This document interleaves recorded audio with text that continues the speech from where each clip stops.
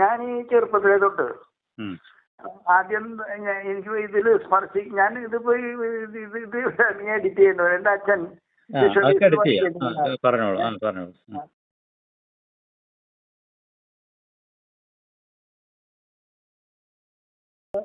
കുറച്ച് ഉയർന്ന ഇതിൽ വെച്ച് റിട്ടയർ ചെയ്ത് പോകുന്നതാ. ഓ. ഡെപ്യൂട്ടി ഡയറക്ടർ ആയിരുന്നു. അതവിടെ നിൽക്കട്ടെ. അപ്പൊ ചെറുപ്പത്തിലെ തൊട്ട് കുഴപ്പമൊന്നുമില്ലാത്ത ജീവിതമാണ്. ഇപ്പൊ അങ്ങനെയല്ല കേട്ടാ, കുറച്ച് കുഴപ്പമില്ല. പക്ഷെ ചെറുപ്പത്തിലെ തൊട്ട് എനിക്കൊരു സ്കിൻ ഡിസീസ് വന്നു. അത് 4 വയസ്സിൽ തുടങ്ങി. അത് തുടങ്ങിയിട്ട് അത് ഇപ്പോഴും നിലനിൽക്കുന്നുണ്ട്. അതിന്റെ ഇടയിൽ കുറെ കാലത്ത് മാറി നിൽക്കും, ഒളിച്ചു കളിക്കും ആരോഗ്യം. അങ്ങനെ മാറി നിന്നിട്ട് അത് ഞാൻ ഈ കേക്കമ്പാട്ടുകാർ മൂസ് എന്ന് പറഞ്ഞൊരു നല്ല ഇടി നാരായണ മൂസ് എന്ന് പറഞ്ഞൊരു ഫേമസ് ആയിട്ടുള്ള ഒരു തിരുമേനി ഉണ്ടായിരുന്നു. മൂസത് തിരുമേനി അല്ല, ആ മൂസത് അന്നത്തെ കാലത്ത് ആയുർവേദ ഡോക്ടർമാരൊക്കെ മാർക്ക് ഇടാൻ പോണ ഒരു എത്രയോ ഇത്ര എണ്ണ സംഖ്യയിൽ ഒരാളായിരുന്നു ആള്. ആയുർവേദ ഡോക്ടർമാരുണ്ടായ കാലഘട്ടത്തിൽ ആൾക്ക് ചികിത്സ കൊണ്ട് എന്റെ സൂക്കേട് മാറി. മാറാന്ന് വെച്ച് കഴിഞ്ഞിട്ടുണ്ടെങ്കിൽ അത് മുഴുവൻ പൂർണ്ണമായിട്ട് മാറിയില്ല. കാരുന്ന തള്ളവരന്റെ അവിടെ ഒരുപാട് കിടന്നു. അങ്ങനെ ആ സമയത്തൊക്കെ എനിക്ക് അന്ന് അച്ഛൻ തിയോസഫിക്കൽ സൊസൈറ്റിയുടെ മെമ്പറായിരുന്നു. അച്ഛൻ ആത്മീയമായിട്ട് പല പുസ്തകങ്ങളും അച്ഛൻ വായിച്ചിട്ട് അന്ന് തന്നെ എനിക്ക് ഓട്ടോബയോഗ്രഫി ഓഫ് എ യോഗി എന്നുള്ള പുസ്തകം ഇംഗ്ലീഷിൽ കിട്ടാനുണ്ടായിരുന്നു. അപ്പൊ അത് അന്ന് എനിക്ക് 10ാം ക്ലാസ് ഉണ്ടായുള്ളൂ. അല്ലെ ഈ സൂക്കേട് കാരണം എനിക്ക് മഞ്ഞുകാലത്ത് ഈ സൂക്കേട് വരുന്നതുകൊണ്ട് എനിക്ക് പഠനം പൂർത്തിയാക്കാൻ പറ്റില്ല. പരീക്ഷ എഴുതാൻ പറ്റില്ല. പിന്നെ അങ്ങനെ അത് ഉപേക്ഷിച്ചു. പിന്നെ ഈ മൂസിന്റെ ചികിത്സ അങ്ങനെ കാലങ്ങൾ കടന്നു പോയിക്കൊണ്ടിരുന്നു. ആ സമയത്ത് ഈ ആത്മീയമായിട്ട് അച്ഛൻ ഈ ഭജന ഇങ്ങനെയൊക്കെയുള്ളതൊക്കെ പൂജാമുറിയില് കറക്റ്റ് 6 മണിക്കൊക്കെ അനുഷ്ഠിക്കാറുണ്ട്. അതിൽ ഞങ്ങളെയും പിടിച്ചുകൊണ്ടിരുത്തും. ഞാനും എന്റെ അനിയനും ഞങ്ങളെയും കൊണ്ടിരുത്തി. അന്ന് തന്നെ തൊട്ടൊരു ഭക്തിയുടെ അന്ന് ഭക്തി നല്ല അന്നേ തൊട്ട് ഭക്തിയിലെ എന്തിട്ടാന്ന് ചോദിച്ചിട്ടുണ്ടെങ്കിൽ അതിന്റെ ആരംഭം കുറിച്ചാണ് എന്നിട്ടല്ലല്ലോ ആരംഭം കുറിക്കാക്കും. അതിക്ക് നമുക്ക് ഉണ്ടായിരിക്കും. അതിപ്പോ പറയാൻ പറ്റില്ല. അപ്പൊ അനുഭവത്തിൽ അങ്ങനെയാ. അങ്ങനെ ഇങ്ങനെയുള്ള പുസ്തകങ്ങൾ വായിച്ചാൽ അച്ഛൻ്റെ ഒരു ജപയോഗം എന്ന് പറഞ്ഞ ബുക്കുണ്ടായിരുന്നു. ബുക്കുകളുടെ ഇടയിൽ പിന്നെ ഒക്കെ ഇംഗ്ലീഷാണ്, എനിക്ക് മനസ്സിലാവില്ല. അതിന് ജയകൃഷ്ണമൂർത്തിയിലെ സിമ്പിൾ ഇംഗ്ലീഷ്, അതൊക്കെ അങ്ങനത്തെയുള്ള പുസ്തകം വായിക്കാൻ പറ്റും. അതായത് ഫസ്റ്റ് ആൻഡ് ലാസ്റ്റ് ഫ്രീഡം, അങ്ങനെ കുറെ പുസ്തകങ്ങളുണ്ടൊക്കെ മറന്നു ഞാനിപ്പോ. അപ്പൊ അങ്ങനെ കുറെ കാലം ഇടയ്ക്ക് അതിന് ശേഷം സൂക്കേട് വരും മാറും അങ്ങനെയായിരുന്നു. അങ്ങനെ വരുന്ന സമയത്ത് ഞാൻ എന്നും പൂജ നടത്തിയിരുന്നു. സായിബാബ ഷിർദി ബാബേനെയാണ് ഞാൻ സത്യസായി ബാബേനെ പൂജിച്ചിരുന്നത്. പക്ഷെ എനിക്കത് പരിപൂർണമായിട്ട് ഉൾക്കൊള്ളാൻ പറ്റാത്തതിന്റെ പേരിൽ ഞാൻ ഓം നമ അങ്ങനെ ശിവനിൽ വിശ്വസിക്കുന്ന ഒരാളാണ്. അപ്പൊ ശിവശക്തി ശിവനും ശക്തിയും കൂട്ടിയുള്ള അവതാരമേ ഈ ജന്മത്തിൽ നിന്ന് സായിബാബ പറഞ്ഞിട്ടുണ്ട് ഭക്തരോട്.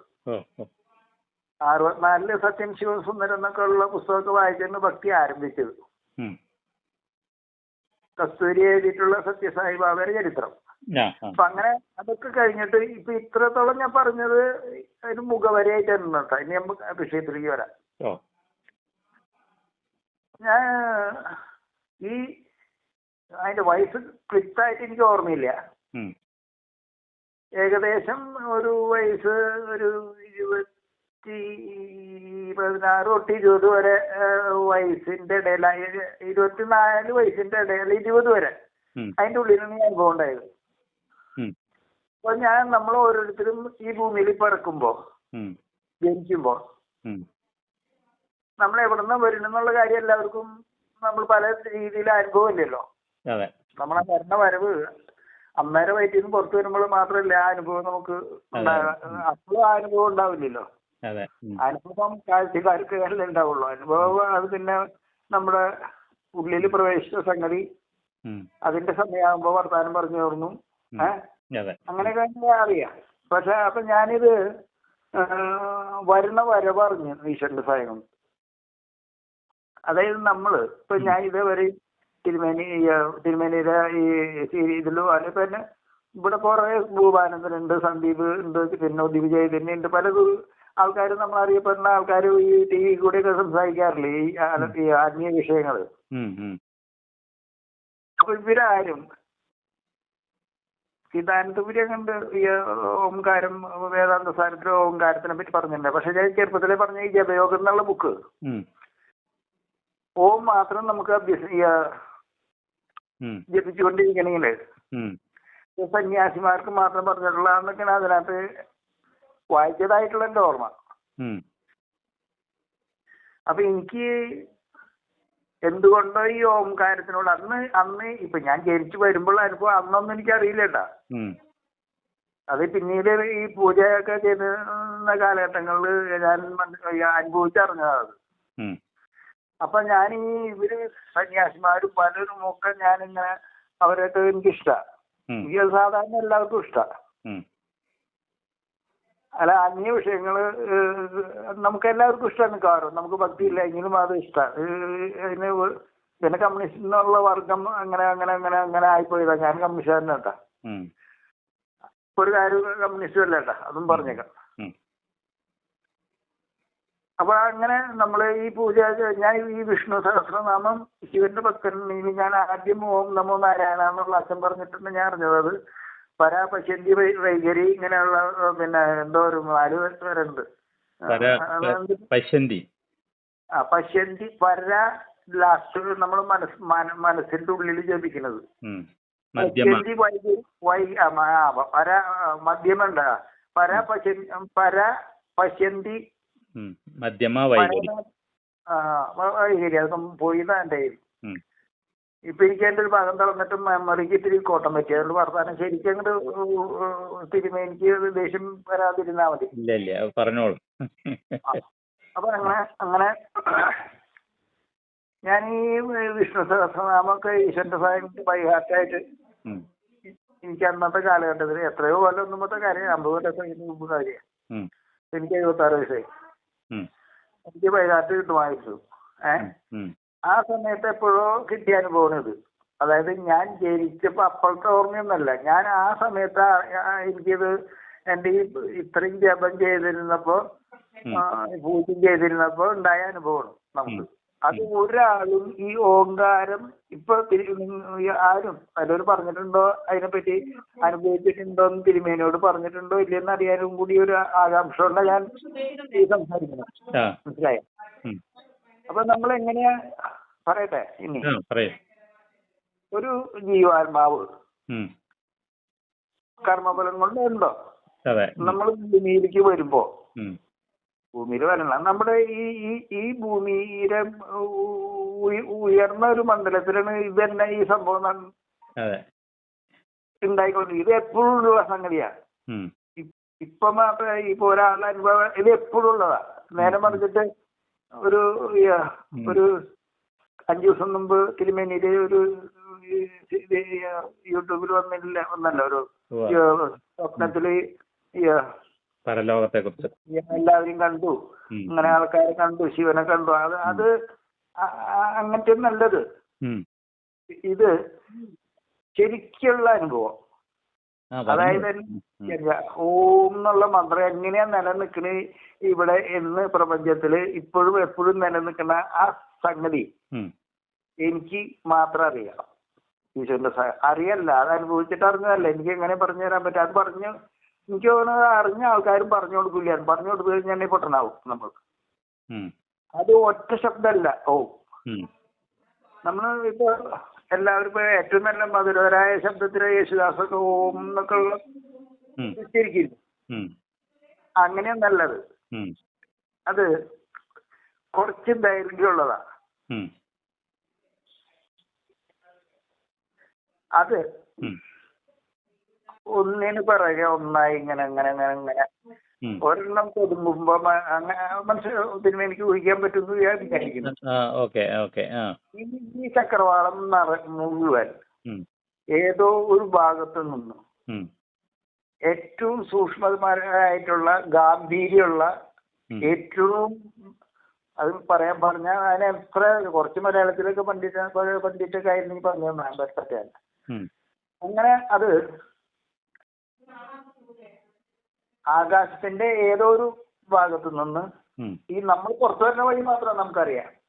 അപ്പൊ ഈ ചക്രവാളം മുഴുവൻ ഈ സൗണ്ടും നമ്മൾ ഈ കാണുന്ന ആരോ ആയിക്കോട്ടെ ആളും രണ്ടെന്നുള്ള വ്യത്യാസമില്ല, രണ്ടും ഒന്നായിട്ടാണ് വരിക നമ്മൾ. അപ്പൊ ഈ സൗണ്ട് നമ്മൾ ആസ്വദിച്ചുകൊണ്ടിരിക്കും, അതിന് നമ്മൾ സാക്ഷിയായിട്ട് കൊണ്ടിരിക്കും. അതെങ്ങനെയാന്ന് എനിക്ക് അറിയില്ല. സാക്ഷി ഭാവത്തിൽ ഒരാളുണ്ട് അവിടെ. കാരണരൂപം എന്ന് നമ്മളെല്ലാവരും പല കാര്യത്തിനും കാരണരൂപം ഉണ്ടല്ലോ. രൂപം അത് കാരണരൂപം എന്ന് ഞാൻ ഉദ്ദേശിക്കുന്നത് അങ്ങനെയാ, അതാണ്. അതിന്റെ മടിയില് മനോമയ കോശം എന്ന് വെച്ചാൽ മനസ്സ്, അത് നമ്മളെ ഒരു അമ്മ ഒരു കുഞ്ഞിനെ എത്രയോ സൂക്ഷിച്ചു കൊണ്ടാണ് അതുപോലെ അതിന്റെ മടിയില് ഞാൻ എന്നുള്ള മനനം ചെയ്യണ ഈ സംഭവം മനുഷ്യനായല്ലോ. അത് നമ്മൾ അത്ര സൂക്ഷിച്ചിട്ടാ, അത്ര സ്നേഹിച്ചിട്ടുണ്ട്. അതും ഞാനും രണ്ടാം കേട്ടാ. പക്ഷെ ചില സമയത്ത് രണ്ടാണ്. അതെങ്ങനെ എനിക്ക് തോന്നിയെന്ന് വെച്ചാൽ ഞാനത് ഒന്ന് തന്നെയാ. പക്ഷെ അതെന്നെ കൊണ്ടുവന്ന് ഇങ്ങനെ ഭൂമിയിൽ ഈ സമയത്തൊക്കെ ചലിച്ചുകൊണ്ടിരിക്കണ്ട നമ്മള്. എവിടെയോ ഞാൻ ജനിക്കേണ്ട ആ ദിക്ക് ലക്ഷ്യമാക്കിയിട്ടാണ് വരവ്. ഇത്രയും എന്തൊരു സുഖമുള്ള ഈ അനുഭവിച്ചുള്ള ശബ്ദം രണ്ടാമത് ഇതുവരെ കിട്ടിയിട്ടില്ല നമുക്ക്. വേറെ പലതും കിട്ടിയിട്ടുണ്ടോ പറയാൻ. അങ്ങനെ കൊണ്ടുവന്നിട്ട് ഞാൻ ഏകദേശം ഇപ്പോഴും എന്റെ മനസ്സിൽ ആ സ്ഥലവും അതൊക്കെ അറിയാം. എന്നിട്ട് എന്നെ എന്ത് ചെയ്യുന്നുണ്ടെങ്കിൽ ഈ ആനന്ദം അനുഭവിച്ചുകൊണ്ടിരിക്കുന്ന എന്നെ രണ്ടായിട്ട് ഈ അപ്പുറത്തുള്ള ഒരാളില്ലേ, ഈ കാരണരൂപൻ, തടി വെളുത്തുള്ള തടി കാറ്റത്ത് ഇങ്ങനെ ഇളകണ മാതിരി തോന്നുന്നുണ്ട് എനിക്ക്. ഒരു സന്യാസി, ഒരു 89-90 വയസ്സൊക്കെ ആയിട്ടുള്ള സന്യാസിന്. സന്യാസിയാണ് ഇപ്പൊ തോന്നണ മനസ്സിലാക്കണ കേട്ടോ. അതിന്റെ മടിയിലാണ് ഞാൻ ഇരിക്കുന്നത്. അങ്ങനെ ഒരു ഏതോ ഒരു പൊസിഷനിലെത്തിയപ്പോ ഒരു പ്ലാസ്റ്റിക്കിന്റെ കട്ടിയെടുത്തു. അത് എന്താ പ്ലാസ്റ്റിക്കിന്റെ ആയിട്ട് തോന്നാൻ കാരണം അത് വെറും ട്രാൻസ്പാരന്റ് ആയിട്ടുള്ള ശരീരം രൂപം ഉണ്ടെന്നുണ്ടെങ്കിലും അത്. അപ്പൊ അങ്ങനെ എന്റെ മേത്ത് കുത്തി അത് എന്നിട്ട് എന്നെ ഉപേക്ഷിച്ചു. അതായത് മനോമയ കോശം ഞാൻ വിചാരിക്കുന്നത് എന്റെ മനസ്സ് അത്രയും സൂക്ഷിച്ചു കൊണ്ടുപോകാൻ കാരണം ഈ മനസ്സുകൊണ്ടല്ലേ അതിന് അതാവാൻ കഴിയുള്ളൂ. ഈ കൊണ്ടുവന്ന ആത്മസ്വരൂപ ഈ ആ സംഗതി ഞാൻ വാസ്തവത്തിൽ ഞാൻ അപ്പൊ മനസ്സല്ലേ, മനസ്സുള്ളതല്ലേ ഈ ഭൂമിയിലേക്ക് ഇങ്ങോട്ട് വരുന്നത് തന്നെ. അപ്പൊ അതെന്നെ ഉപേക്ഷിച്ച് അത് അപ്പൊ അതിന് സാക്ഷിയായിരുന്നു കേട്ടെ. അപ്പൊ ഞാനെന്റെ ഒരു സാക്ഷിയുണ്ട്, എവിടെയൊരു ഒരു സാക്ഷിയുണ്ട്, എന്റെ കാരണമുണ്ട്. അത് എന്നെ ഉപേക്ഷിച്ച് കഴിഞ്ഞപ്പോ അതൊരു ചെറിയ ഒരു കൊച്ചു നക്ഷത്രമായി. കൊച്ചു നക്ഷത്രത്തിന്റെ അത്ര നക്ഷത്രം വലിയ വലുപ്പം അങ്ങനെയല്ല ഇത് പറയാൻ പറയൊരു പൊട്ടുപോലെ തിളങ്ങുന്ന ഒരു ഇതായി അത്ര പൊട്ടല്ല അത്, ഇത്തിരിയും കൂടി പ്രകാശം ഉണ്ടാവും. അപ്പൊ ഞാൻ ഇപ്പൊ വിചാരിക്കുന്നത് അതിന്റെ ആ വളർച്ചേനെ അവന് ഒരു പൗരാണികനായിട്ടുള്ള രൂപം, ഈ ആത്മസ്വരൂപം കാരണരൂപം താടിയൊക്കെ ആയിട്ട് വന്നത് അതുകൊണ്ടായിരിക്കും. ഞാൻ വരും കുറെ വന്നിട്ടും പോയിട്ടുണ്ടായിരിക്കണേ. ഈ ഞാൻ തന്നെ ഞാൻ ഇപ്പൊ അതല്ല. അപ്പൊ അങ്ങനെ അത് ഒരു ഡയറക്ഷനിൽ അത് പോയി. ഈ ആത്മാവ് യാത്ര ചെയ്യാ. അതിനുശേഷം ഞാൻ വേറെ ഈ യൂട്യൂബിൽ കണ്ടിട്ടുണ്ട്. ആത്മാവ് ഒരിക്കലും ഡയറക്റ്റ് നേരെ പോവില്ല, അത് വെട്ടിയേ പോവുള്ളൂ. തിരുമേനിക്ക് എങ്ങനെയെങ്കിലും ഊഹിക്കാൻ പറ്റണ്ട്. അത് പോവാ എങ്ങനെയാ നിശ്ചിത ദൂരം ഒരു പോക്ക് പോയിട്ട് അവിടുന്ന് ഒരു വെട്ടി അങ്ങനെ പോവാത്. അത് എങ്ങനെയാ ചെന്നത് മഹാവതാർ ബാബാജിയുടെ കേവിന്റെ അവിടുന്ന് സ്ത്രീകൾ അവിടെ കാഴ്ച കാണാൻ പോയ 2 സ്ത്രീകള് എന്ന് എന്റെ ഓർമ്മ കേട്ടോ പോരണത്. പോയത് ഈ ആത്മസ്വരൂപത്തിന്റെ ഫോട്ടോ എടുത്തിട്ടുണ്ട്. അപ്പൊ അതിലും അതുപോലെയാണ് ഞാൻ കണ്ടത്. അപ്പൊ എനിക്ക് മനസ്സിലായി ഞാൻ കണ്ടത് ഇപ്പൊ ഞാൻ അനുഭവിച്ചത് ശരിയാണ്. അതിനൊക്കെ മുമ്പ് ഞാൻ അനുഭവിച്ചത്. അങ്ങനെ പോയിട്ട് ഞാൻ പിന്നെ എനിക്ക് കുറെ കാലം കഴിഞ്ഞപ്പോഴാണ് അതിന്റെ രഹസ്യം മനസ്സിലായത്. അതായത് ഞാൻ ഇപ്പൊ ഈ സംസാരിക്കണ വീട്ടിൽ എന്റെ ഡയറക്ഷൻ അവിടെ ഒന്നല്ല, ഞാൻ ജനിച്ച വീടിന്റെ ഡയറക്ഷനിലാണ് അത് പോയത്. ഒരു പറയാം, അങ്ങനെയാണ് അത് പോയത്. അപ്പൊ ഈ ഓങ്കാരം എന്നുള്ള സംഗതി അതെങ്ങനെയാണ് അനുഭവം പറയാൻ പറ്റിയാലും അത്രയും എനിക്ക് സാധാരണഗതിയിൽ അതിനെ പറ്റി ആലോചിക്കുമ്പോ എനിക്ക് പറയാൻ പറ്റില്ല. അത് അത്രയും സങ്കടം വരും. അത് ഇതുവരെ കണ്ടില്ല. പക്ഷെ വേറൊരു ദിവസം പിന്നെ എന്റെ ശരിക്കുള്ള സ്വരൂപം ഞാൻ ഇപ്പോഴത്തെ ഈ ജന്മം ഈ നട്ടപ്പളും പറിച്ചപ്പളും ഒരു കൊട്ട നട്ടപ്പളും ഒരു കൊട്ട എന്ന് പറഞ്ഞോണം.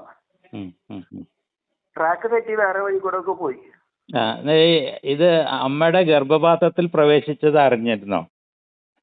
ഇല്ല. എവിടെ പിന്നെ എന്താ അറിഞ്ഞത് അപ്പൊ അവിടുന്ന്? അറിഞ്ഞത് പിന്നെ ഞാൻ പിന്നെ ഊഹിക്കാനും, അതായത് എന്റെ ഈ നമ്മൾ പിന്നെ ഇങ്ങനെ പറയില്ലേ മൂലാധാരം, സ്വാധിഷ്ഠാനം, മണിപൂരകം, അനാഗതം അങ്ങനെയൊക്കെ പറയില്ലേ. അത് കഴിഞ്ഞിട്ട് വിശുദ്ധി, അത് കഴിഞ്ഞിട്ട് പിന്നെ സഹസ്രാരം എന്നൊക്കെ പറയില്ലേ. ഈ മനുഷ്യനാവുമ്പോ ഈ ആത്മാവ് ഈ ഒറ്റ കാരണസ്വരൂപമായിട്ട് ഒന്ന് വന്ന സംഗതി അതിൽ ശിവശക്തി അല്ല, ശിവശക്തി അല്ല, ശിവൻ നമ്മുടെ ആജ്ഞയിലിരിക്കും. രണ്ടാവും, ഒന്നായിട്ടുള്ള സാധനം രണ്ടാവും. രണ്ടായിട്ട് ഒന്ന് മൂലാധാരത്തിൽ പോവും. അല്ലെങ്കിൽ അത് അതിൻ്റെതായിട്ടുള്ള പൂർവ മൂലാധാരത്തിൽ വന്നപ്പോ കൊള്ളില്ലട്ടത്. ചിലപ്പോ അത് ആ വാസനാബലത്തിനനുസരിച്ചാണ് നമ്മൾ കഴിഞ്ഞ ജന്മത്തിലുണ്ടായ കഴിഞ്ഞ ജന്മത്തിൽ ഉണ്ടായിട്ടുള്ള ആത്മാവിന്റെ പുരോഗതിനനുസരിച്ച് ഒരു ചക്രത്തിൽ വന്നിരിക്കുക. എന്നാലും എത്തുമ്പോ മൂലാധാരത്തിലായിരിക്കും എത്തണം. യുക്തിപരമായിട്ട് അതല്ല അതിന്റെ ഒരു അവിടുന്ന് പക്ഷെ ഉയർന്നോളും, അത് ഉയരും, പെട്ടെന്ന് ഉയർന്നോളും. അപ്പോ അതുവരെയുള്ളതൊക്കെ ശരിയാണ്, പറഞ്ഞോളൂ. അപ്പോ ഇനി പറയാം. അപ്പൊ ഞാൻ ചെറിയ കാലഘട്ടങ്ങളില് ഞാൻ ഞാൻ അച്ഛൻ എറണാകുളത്ത് ജോലി ചെയ്തുകൊണ്ടിരിക്കുന്ന സമയത്താണ് എനിക്കത് ഇത് മുഴുവനാക്കിയില്ല. ഇത് മുഴുവനാക്കണമെങ്കിൽ അപ്പൊ ഞാൻ ആ സമയത്ത് എന്റെ ആത്മീയമായിട്ടുള്ള വളർച്ച എത്രയാണെന്ന് എനിക്ക് അറിഞ്ഞുകൂടായിരുന്നു. പിന്നെ അതൊക്കെ പുറകോട്ട് പോയി. ആത്മീയമായിട്ട് വളർച്ചയൊക്കെ അവിടെ ഇപ്പൊ അതൊന്നല്ല, അതൊക്കെ എന്റെ ട്രാക്ക് തെറ്റിപ്പോയി. പക്ഷെ ആ സമയത്തൊക്കെ എനിക്ക് എന്റെ ഈ ശരീരത്തിന് വിട്ടിട്ട് എനിക്ക് പുറത്ത് യാത്ര ചെയ്യാൻ പറ്റുമായിരുന്നു. അത് അതിൽ തന്നെ തുടർന്നതെങ്കിൽ അത് പ്രതിപ്രസവം എന്ന് പറഞ്ഞ ഒരു പ്രക്രിയയാണ്. രണ്ടാമതും പ്രസവിക്കാതുള്ള അത് ആ ഒരു സാധനമാണ്. ആ പ്രോസസ്സിൽ തന്നെ പോയിരുന്നെങ്കിൽ ഇതിന്റെ മുന്നേ ഉള്ള ജന്മം എന്തായിരുന്നു എന്നുള്ളത് എല്ലാം അറിയാം. രക്ഷപ്പെട്ടാ പറഞ്ഞിട്ട് കാര്യമില്ലല്ലോ. അങ്ങനെ അപ്പൊ ഞാൻ എനിക്ക് പുറത്തു പോകാൻ പറ്റും എന്റെ ശരീരത്തിൽ നിന്ന്. അപ്പൊ എനിക്ക് നല്ല നല്ല കാര്യങ്ങൾ അനുഭവിക്കാനും ഒക്കെ ഞാൻ എന്ത് ചെയ്യുന്ന വെച്ചാൽ അച്ഛൻ രാവിലെ 4 മണിക്ക് അന്ന് എറണാകുളത്ത് പോകാൻ PFന്റെ 2 വയസ്സുള്ള ഞാൻ. അപ്പൊ അച്ഛൻ 4 മണിക്ക് എന്നിട്ട് പോകും. അച്ഛൻ 4 മണിക്ക് എന്നിട്ട് നടന്നാ പോവും. ഇവിടെ ബസ്സില്ല.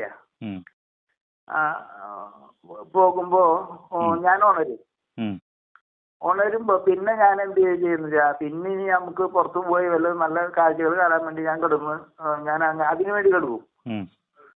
അപ്പൊ ശരീരം പുറത്തേക്ക് സഞ്ചരിക്കും, ഇങ്ങനെ എവിടേക്കോ ഒക്കെ പോവും. ശരീരം കേട്ടാ മനസ്സിലായി. അത് പോയിട്ട് ഇതെന്റെ ആഴ്ച തോറും ഒരു ദിവസം അതിനു വേണ്ടി മാറ്റി വയ്ക്കും ഞാൻ.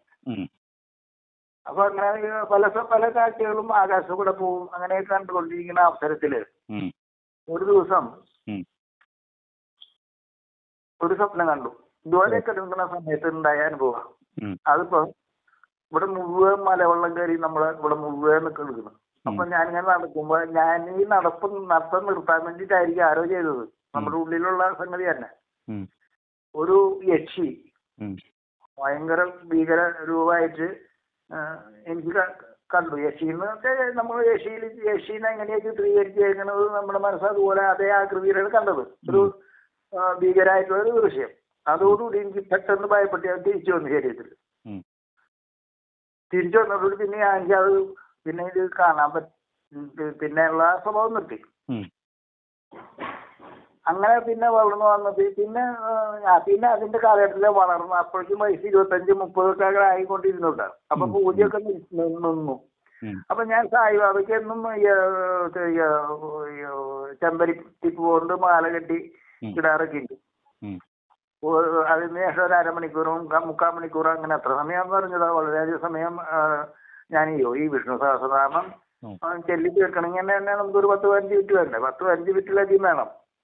അപ്പൊ ഇതെല്ലാം കഴിഞ്ഞിട്ട് ആ സമയത്തിന് ഈ കഴിഞ്ഞു പോയതൊക്കെ ഞാൻ ഈ കണ്ടതിട്ടാ. ഈ പിൽക്കാലത്ത് സംഭവിച്ച സാധനം ആ സമയത്തിന് ഞാൻ ജനിച്ചതിന്റെ എനിക്ക് അത് ഇത്രയും പരമാനന്ദകരമായിട്ടുള്ള ആ നിമിഷങ്ങളിലൂടെ ഞാൻ കടന്നുപോയത്. അതിന്റെ ഏകദേശം ഒരു 1.5 മിനിറ്റ് 2 മിനിറ്റ് എത്തുമ്പോഴേക്കും ഈ പറഞ്ഞ പരിപാടി കഴിഞ്ഞു കേട്ടാ. അത് കഴിഞ്ഞിട്ട്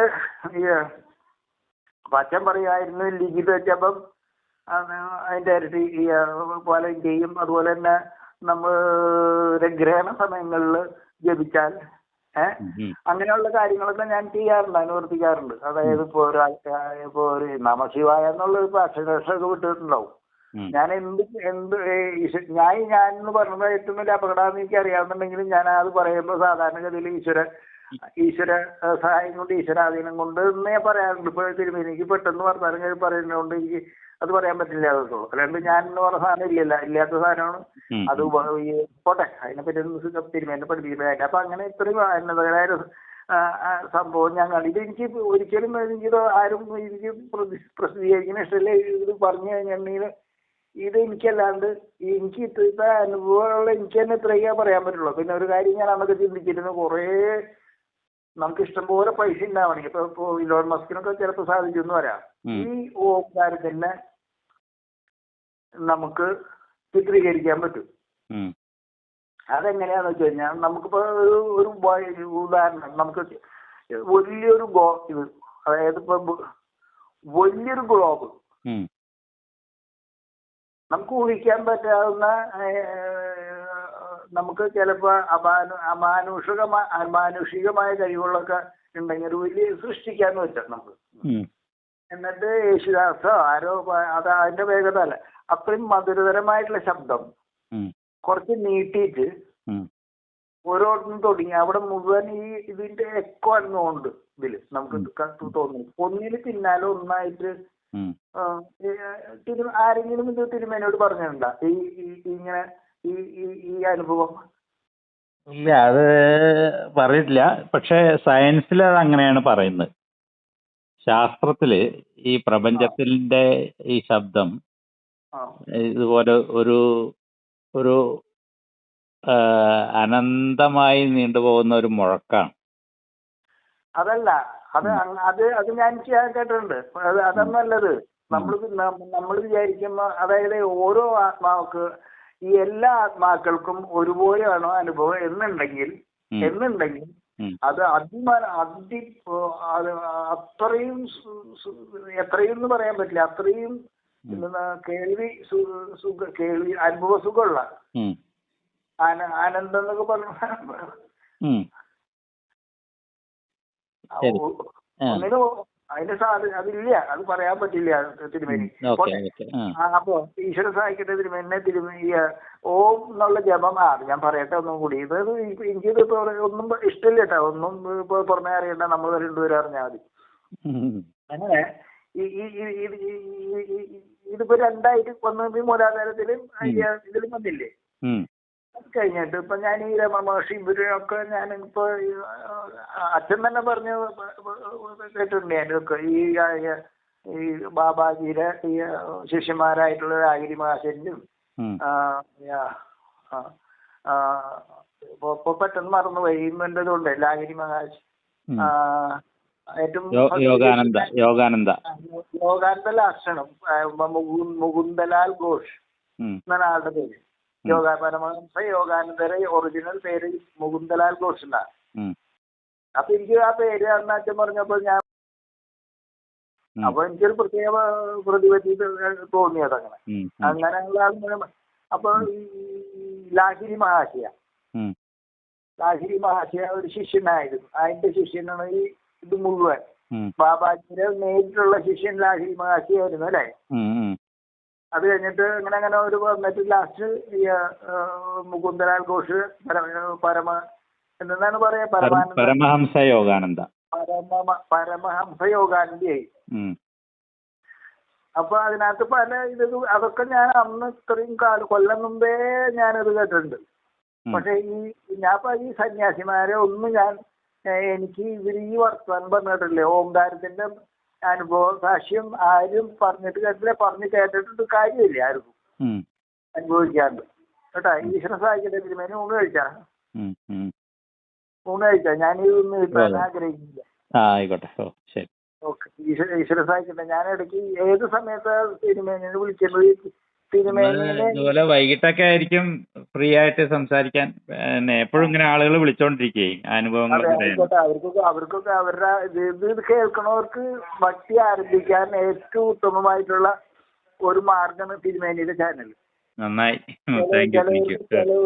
ചിലവർക്ക് ഈ ഭക്തി ഇല്ലാത്ത ഒരു മനുഷ്യനും ഇല്ല. നമുക്ക് ഭക്തി മാത്രല്ലേ ഈ ഒരു കാര്യങ്ങൾ പറഞ്ഞു കൊടുക്കാൻ നമ്മളതില് ഒരു ആൾക്കാരില്ല, സിസ്റ്റം ഇല്ല. അല്ല അതുപോലെ ഒരു പുണ്യപ്രവൃത്തി ഇനി നമുക്ക് ഇത്ര ചാനലൊക്കെ ഇല്ല. ഈ ലളിതമായിട്ട് പറയുന്ന പ്രതിപാദിക്കുന്ന ആദ്യ പദ്ധതി തിരുമേനി മാത്രമേ അപ്പൊ നമ്മളുടെ നമുക്ക് ഓരോരുത്തർക്കും ഓരോ ഉദ്ദേശം ഉണ്ടല്ലോ ജന്മത്തിന്. അതന്നെ വേണ്ടത്. അതന്നെ ഈ വർത്താനം തന്നെ നമുക്ക് ഇതിന്റെ പിന്നില് ഒരു ഉദ്ദേശമുണ്ട്. പിന്നെ തിരുമേനിയോട് ഒരു കാര്യം കൂടി പറയട്ടെ. അപ്പൊ ഞാൻ ജനിച്ച കാര്യം എനിക്ക് ഓർമ്മയുണ്ടല്ല. ഞാൻ വന്നത് എന്റെ കാരണസ്വരൂപം എന്നില് ഇപ്പൊ ശക്തിയായിട്ടും ശിവരായിട്ടും ഇരിക്കുന്ന സാധനത്തിനും അത് തിരിഞ്ഞിട്ട് ഇരിക്കുന്നത് എനിക്ക് അറിഞ്ഞോട്ടെ അനുഭവം അല്ലേ ചേട്ടാ. അതിന് 6 പടി കടന്നിട്ട് വേണ്ടേ, പടി 6 കടന്ന് അവിടെ എത്തുമ്പോൾ ശിവനും ഇതൊക്കെ എന്നെ അച്ഛൻ പറഞ്ഞു പാടി കേട്ടിട്ടാണ് എനിക്ക് തോന്നുന്നു. അപ്പൊ ഇനി എനിക്ക് ഞാൻ മരിക്കണ സംഭവമില്ലേ അതും അറിയാം ഈശ്വരന്റെ സഹായം. അതും ഇതുപോലെ തന്നെ ഒരു വന്ന വഴിയല്ല കേട്ടാ പോണത്. പോണത് ഒരു വെളിച്ചം.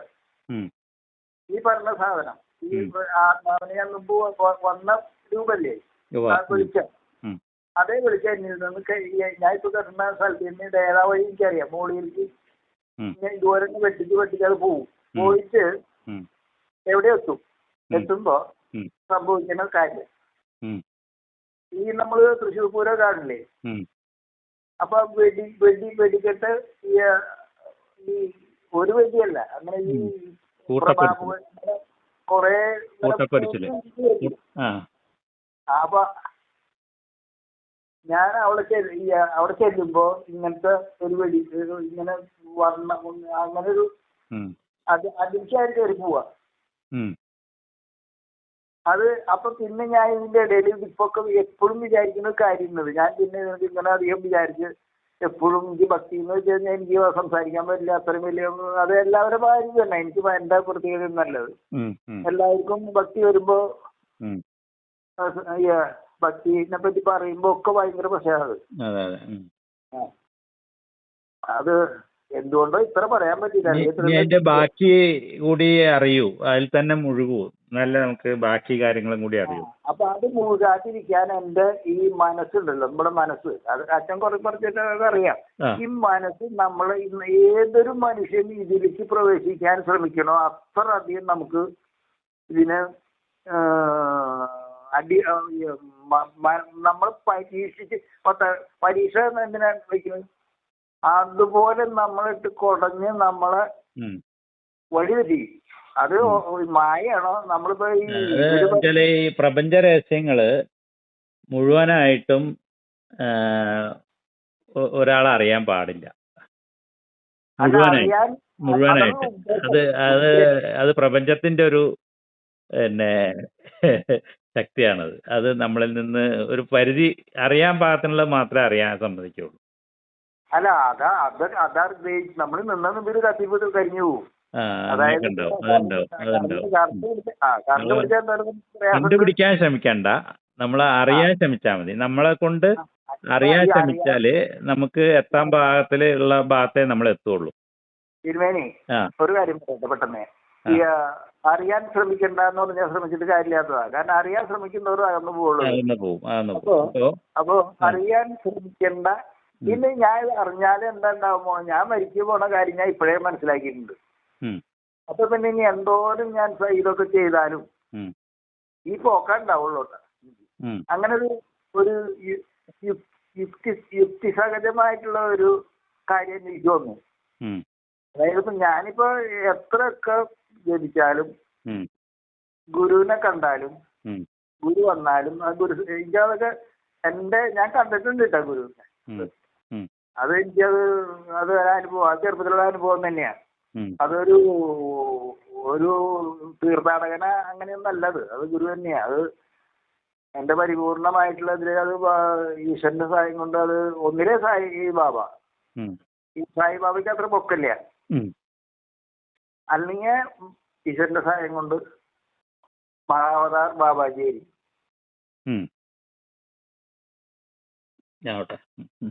എന്തായാലും ഇത് പിന്തുടരണം. നമുക്ക് വെളിപ്പെടുത്താൻ കഴിയാവുന്ന അത്രയും പ്രപഞ്ചം വെളിപ്പെടുത്തും. അപ്പോൾ അത് അറിയാൻ അങ്ങനത്തെ ഒരു സഞ്ചാരം സാധ്യമാവുക എന്നുള്ളത് തന്നെ വലിയ ഭാഗ്യമാണ്. അതിലൂടെ പോയിക്കോളൂ. അപ്പോൾ അവനവൻ്റെ മരണത്തിന്റെ ട്രാക്ക് അറിയുക എന്ന് പറഞ്ഞാൽ ബോധപൂർവം ശരീരത്തിൽ നിന്ന് പുറത്ത് വരാനുള്ള ശേഷി കൈവരിക്കും. അതിനെ സ്വച്ഛന്ത മൃത്യു എന്ന് പറയും. ആ ഒരു സംഭവം, അങ്ങനെ ബോധപൂർവം മരിക്കുന്നവരാണ് നമ്മൾ ഉപരിലോകങ്ങളിലെത്തുക. ബോധം ഇല്ലാതെ മരിക്കുന്നതാണ് സാധാരണ മരണം. അവർക്ക് അടുത്ത ജന്മങ്ങൾ ഉണ്ടാവും. അത് ഇതൊക്കെ ശരിയാണെങ്കിലും എനിക്ക് അതിനെ പറ്റി അറിയാം. ഈശ്വരന്റെ സഹായം കൊണ്ട് അറിയാത്തതല്ല. കാരണം എന്റെ ശരീരത്തിൽ ഞാൻ പുറത്തു പോകുമ്പോ അപ്പൊ തൊട്ട് എനിക്കിത് അറിയാം. അപ്പോൾ അത് സാധ്യമാവും. അപ്പോൾ നിങ്ങൾക്ക് അതിൽ ലയിക്കാൻ കഴിയും പരമാത്മാവിൽ. അതിനുള്ള കർമ്മം ചെയ്തിട്ടില്ല. അല്ല, അത് നോക്കൂ, അത് ശ്രമം. ഇത് വെറുതെ ഉള്ളിലുള്ള ആ ചൈതന്യത്തെ അല്ലെങ്കിൽ അതിൻ്റെ സ്പന്ദനങ്ങളെ നമ്മൾ അറിഞ്ഞുകൊണ്ടിരുന്നാൽ മതി. അപ്പോൾ എല്ലാ അറിവും നമ്മളിലേക്ക് വരും. അത് ആ ശരിയായ ഡയറക്ഷനിൽ നമ്മളെ കൊണ്ടുപോവുള്ളൂ. ഒരു ഗുരു ആവശ്യം ഗുരു വരും.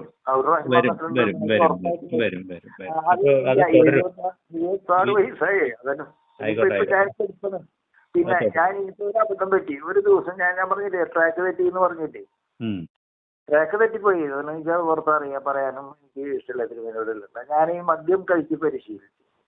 ഇപ്പോഴൊന്നല്ല, ആ ഉടനെ അങ്ങനെയാണ് ഈ ട്രാക്കിൽ നിന്ന് പോയത് ഞാൻ. പക്ഷെ ഇപ്പം നമശിവായ എന്നുള്ള മന്ത്രം മേടിച്ചിട്ടുള്ള ഒരു കളിയില്ലേ നമുക്ക്.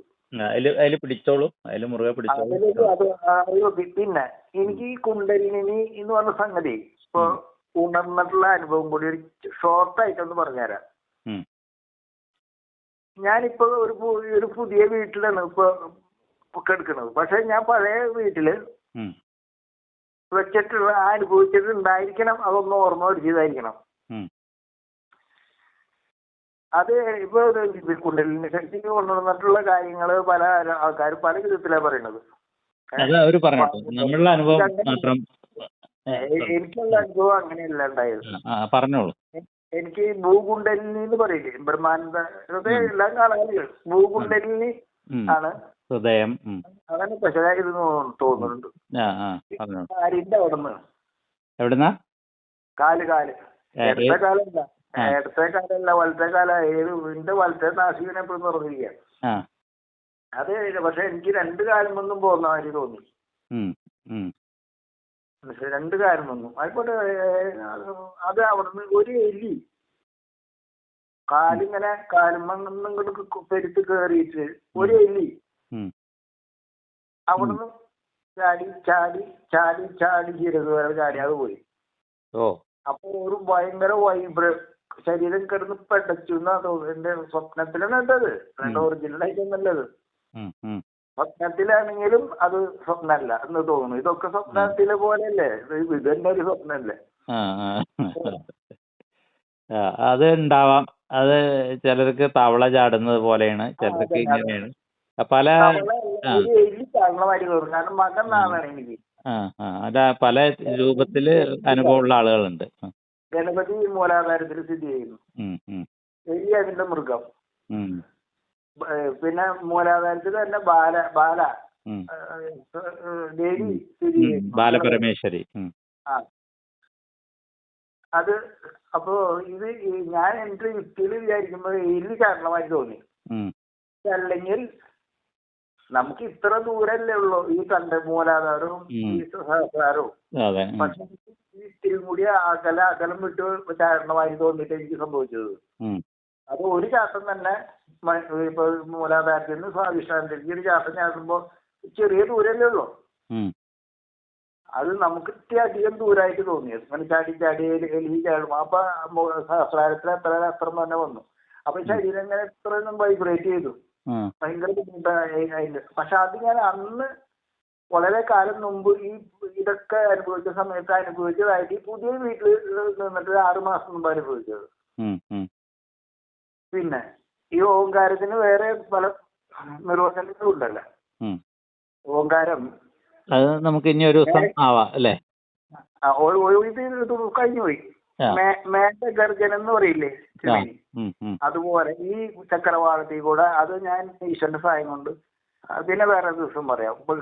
അനുഭവിച്ചിട്ടുണ്ട്. ആയിക്കോട്ടെ, കണ്ടിന്യൂസ് ആയിട്ട്. ഓക്കെ, ഈശ്വരൻ സഹായിക്കട്ടെ. ആയിക്കോട്ടെ. അപ്പൊ ഇത് നമുക്ക് ഇതിലത്തെ ഈ പേരും കാര്യങ്ങളൊക്കെ വരുന്ന ഭാഗം ഒഴിവാക്കിയിട്ടേ നമുക്ക് ആളുകളുടെ ഒരു ഉന്നമനത്തിനായിട്ട് ഇടാം. അതായിരിക്കും നമ്മളെ ആളുടെ ഭാഗവും അച്ഛന്റെ ഭാഗവും ഒക്കെ ഒന്ന് കട്ട് ചെയ്തിട്ടേ. വേണ്ട, എന്നാ പേരും നമ്മളെ അറിയുന്ന രീതിയിലുള്ള സംഭവങ്ങളുണ്ടല്ലോ, സ്ഥലപ്പേര്, അതൊക്കെ ഒഴിവാക്കിയിട്ട്. ഞാൻ കേൾക്കുമ്പോ എന്റെ അഹം അല്ല, മറ്റുള്ളവർ അത് ആയിരക്കണക്കിന് ആളുകളാണ് വേറെ കേൾക്കുന്നത്. അവർക്ക് ഒരു പ്രചോദനമാവും. നമ്മളുടെ ഭാഗമൊക്കെ കട്ട് ചെയ്യാം. പേരും അച്ഛന്റെ പേരും അതൊക്കെ ആളിനെ അറിയുന്ന രീതിയിലുള്ള സാധനങ്ങൾ, സ്ഥലപ്പേര്, അതൊക്കെ കട്ട് ചെയ്തിട്ടേ. തിരുമേനിക്ക് ഞാൻ പറഞ്ഞത് മനസ്സിലാവും, മനസ്സിലാക്കാനുള്ള ഇതുണ്ട്. അത് ബാക്കിയുള്ളവർക്ക് ഇത് മനസ്സിലാവുന്ന. അല്ല, അത് അങ്ങനെ മനസ്സിലാക്കാനാണല്ലോ ഈ അനുഭവം ഉള്ളവർ പറയുന്നത്. മറ്റുള്ളവർക്ക് ആ അനുഭവം കിട്ടാൻ വേണ്ടിയിട്ടാണ്. എല്ലാവർക്കും ഈ അനുഭവം ഇല്ലല്ലോ. അങ്ങനെ എല്ലാവർക്കും ഈ അനുഭവം കിട്ടിക്കഴിഞ്ഞാൽ എവിടെ എത്തി ലോകം? പക്ഷെ എന്റെ പ്രവൃത്തി എനിക്ക് തന്നെ നാണക്കേടുണ്ടാക്കണതാ. ഞാൻ ആരാവോ? അത് നോക്കാം. കുറേശ്ശെ മാറും. നിങ്ങൾ ആ സാധനയിൽ തുടരും. എനിക്ക് അത്രേ പറയാനുള്ളൂ. പിന്നെ ഒരു സ്ത്രീ പറഞ്ഞില്ലേ, ശരീരത്തിന് മുഴുവൻ പൊറുപ്പിയ തലയിലടക്കം, അത് തന്നെ ഞാനും കേട്ടാ. ഓക്കെ. ഓക്കെ.